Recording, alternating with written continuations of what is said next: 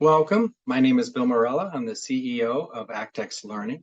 This is part two of a two-part series on exam preparation. I am joined by Roy Ju, who has been recognized by the Society of Actuaries as the youngest FSA ever. And in part one, we talked about the effectiveness of his program along with his co-author, Mike Jennings. And in part two today, we're going to discuss the efficiency of how you should approach your actuarial exams, how to study and master the material in less time. Welcome, Roy. Thanks, Bill. Glad to be here. Yes, thank you. So right out of the gate in part two of the book, you talk about restructuring your study sessions. Explain why students need to do that. Yeah, well, and I hinted at this at the last video, Bill, but really the first thing is to be very intentional about setting your study sessions to be optimal. And, in the effectiveness section of the book, we really detail a lot of different ways to effectively understand the material.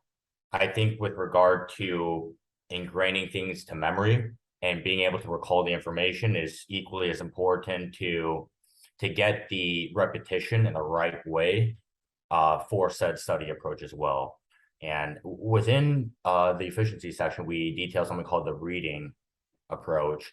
And I want folks to think of this as not just doing practice problem after practice problem ad nauseum. There is an element of repetition that is important, but I like to think of that as a quicker way of ingraining principles, concepts to memory. An analogy I like to use is if you think about reading a novel, it's easy to see and get maybe confused along the way as you're reading different characters, different elements of the plot. If you read very slowly and have maybe long breaks in between chapters, folks that maybe read through an entire book in a day will recognize that you can kind of see the forest above the trees and kind of see how everything fits together. And I think the same goes for actuarial exams. And with the reading approach and a lot of the efficiency tactics we detail in the book, the premise there is really putting the practice problems and setting that up in a way within study approach to kind of more effectively ingrain those principles into memory. So both with the reverse reading method as well as the reading method, really the way to look at that is the quicker way to better understand the material and build practice problem repetition to better understand the concepts as a whole. Perfect. Thank you. So, and I think that the students, if they want to dive into this further, so the viewers, can get into those various sections. You end the book with, I know everyone who's watching this is going to pass, but you end the book with, I think it's part 4, or, just titled, what do you do if you fail? Talk to the viewers about that. What should they do differently? Yeah, I think step one after any kind of exam failure first is taking a little bit of a break, avoiding burnout. On the website, as well as in any kind of exam advice giving session I would give, I always advise for folks to have a very long-term perspective with exams, right? The exam journey is very, very long, right? And right after pass or failure, you jump right into the next exam. You might burn out a little bit. There is an intense amount of study per exam. And I think sometimes folks can also get caught up in the trap of you study so much, and when you get to exam day, you hope and expect to pass. And if you pass, it's like, okay, this is why I spent all this time, and I should pass. But if one fails, it's a little bit more asymmetric.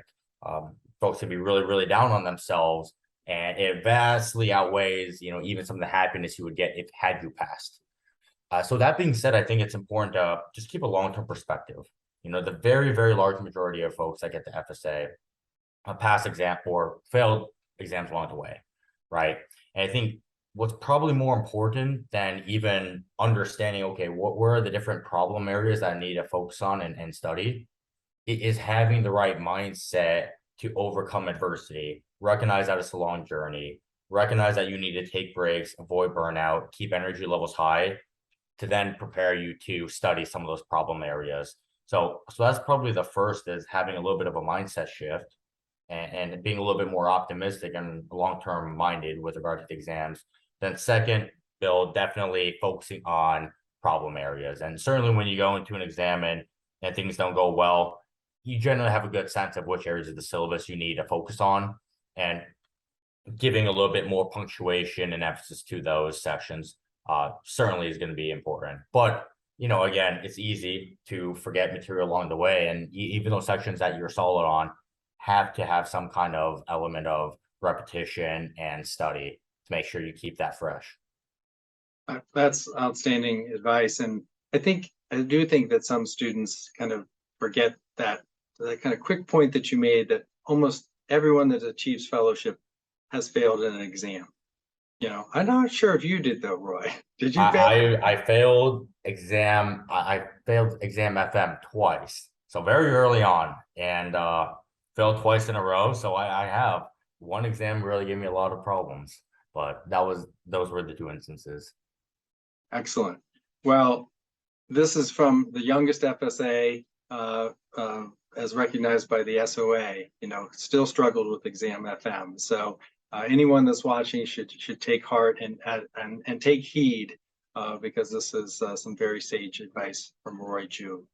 Roy, I'd like to thank you. We're going to end it here, but I appreciate you coming on. Thanks, Bill. It was a pleasure.